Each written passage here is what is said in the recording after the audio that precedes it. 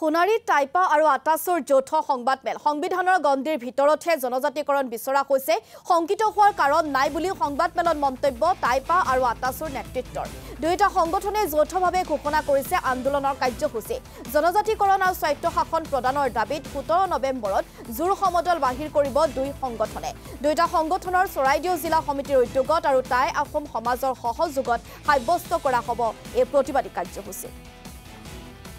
টাইপা আৰু আটাছু চৰাইদেউ জিলা সমিতিৰ উদ্যোগত সদৰ সোণাৰী একেবাৰে কাষতে আছে সোণাৰী কলেজ ফিল্ড উক্ত ঠাইতে আমি অহা 17 নৱেম্বৰ তাৰিখে এটি বৃহৎ জোৰ সমদল আয়োজন কৰিছোঁ আৰু উক্ত জোৰ সমদলত আমি সম্পূৰ্ণৰূপে গোটেই সোণাৰী নগৰ পৰিভ্ৰমণ কৰা হ'ব আৰু আমাৰ যি মূল দাবী এই মূল দাবীৰ ওপৰতে ব্যাপক ৰূপত আমি আন্দোলন ঘোষণা কৰিছোঁ আৰু সেই গতিকে আমি আমাৰ তৰফৰ পৰা চৰাইদেউৰ আশে-পাশে থকা বা চৰাইদেউ সদৰত থকা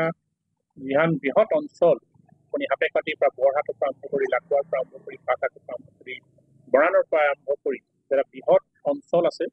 আহোম অধিকৃত অঞ্চল গতিকে আমি প্ৰতিজন জ্ঞাতি বৰ্গক দল মত নিৰ্বিশেষে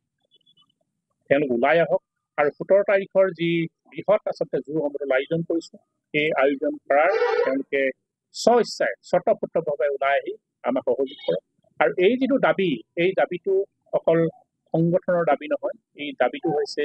জনগোষ্ঠীটোৰ এটা সাংবিধানিক প্ৰদত্ত অধিকাৰ আৰু এই অধিকাৰৰ কাৰণে বিগত সময়ত আমি যেনেধৰণে আন্দোলন কৰিছোঁ আগন্তুক দিনতো আমি আন্দোলন তীব্ৰতৰ ৰূপত কৰিব লাগিব